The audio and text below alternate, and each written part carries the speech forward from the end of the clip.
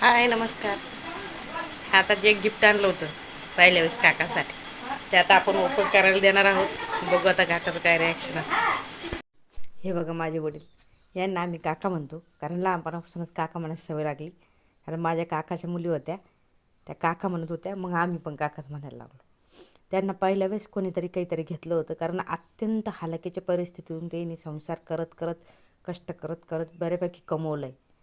त्यांचं जेमतेम शिक्षण झालं 8वी.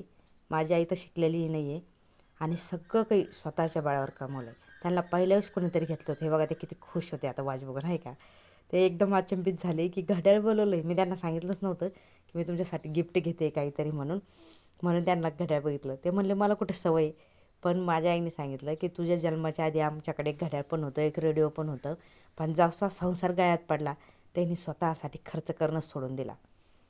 आमच्यापेक्षा चांगल्या गोष्टी आमच्या लेकरांना भेटायला पाहिजे, नेहमी त्यांना असं वाटत आलं. जसा माझा जन्म झाला तसा त्यांचं बाहेर मित्रासोबत जाणं, हॉटेलला तर किती वर्षानुवर्ष ते जेवण करत नाही, 1 रुपयाही ते व्यर्थ खर्चत नाही. आणि अतिशय कडक शिस्तीचे माझे वडील. कोणतीही गोष्ट त्यांना अशी वेडीवाकडी टाकलेली आवडत नाही किंवा चुकीचं वागलेलं बिलकुल जमत नाही. ते अतिशय खुश होत होते कारण त्यांना पहिल्या वेळेस किती मला जे आज अवघी किती त्यांच्या लग्नाला 37 वर्ष होईल आता 14 मेला.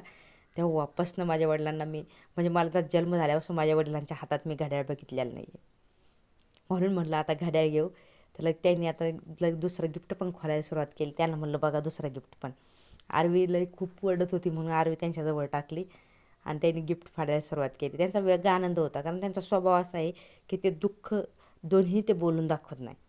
त्यांना बहीण नसल्यामुळे त्यांना व्यक्त होणं माहीतच नाही काय असतं म्हणून.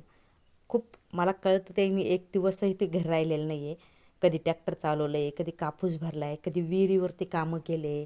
पण एक दिवससुद्धा कारण शेती जास्त नसल्यामुळं नेहमी लोकांचे कामं करावं लागत होतं आणि शिक्षण कमी असल्यामुळं ग्रामीण भागातच उदरनिर्वाह चालू होता. पण त्यांनी कष्टाच्या बळावरती स्वतःची जागा घेऊन घर बांधलं, जमीन वाढवली, माझ्या भावाला आणि मला शिकवलं. आम्ही आज दोघंही स्वतःच्या पायावर उभा आहोत. असं नाही की मी मुलगी म्हणून मला शिकवलं नाही.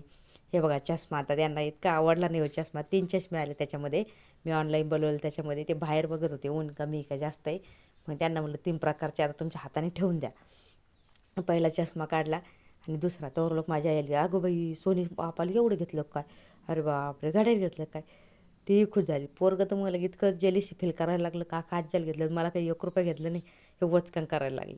त्याचं आणि काका आज्याचं बिलकुल जमत नाही कारण तो ऐकत नाही. काका आज्याला बेशिस्त पोरं आवडत नाही.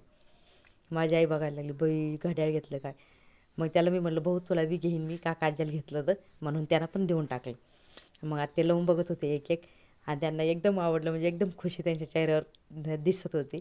एकदम खुश झाले कारण त्यांना कोणी काही 1 रुपयाचं आजपर्यंत घेतलेलं नाही. ते खूप छोटे असताना वडील वारले त्यांचे. मग कोणी घ्यायचा प्रश्नच नाही. त्याला पहिल्या वेळेस मी घेतलं आहे काहीतरी. हे बघा हे घड्याळ बघून त्यांच्या चेहऱ्यावरचा आनंद बघा. घड्याळ, चष्मा, 3 चष्मे आले. किती खुश झाले ते. लग्नाला जाणार होते म्हणलं आता हाच पोशाख घालून जा. पहिल्या वेळेस कोणीतरी घेतलं काहीतरी म्हणून त्यांना म्हणजे इतका आनंद झाला आणि माझी आई त्यांच्याकडे बघत होती, बघा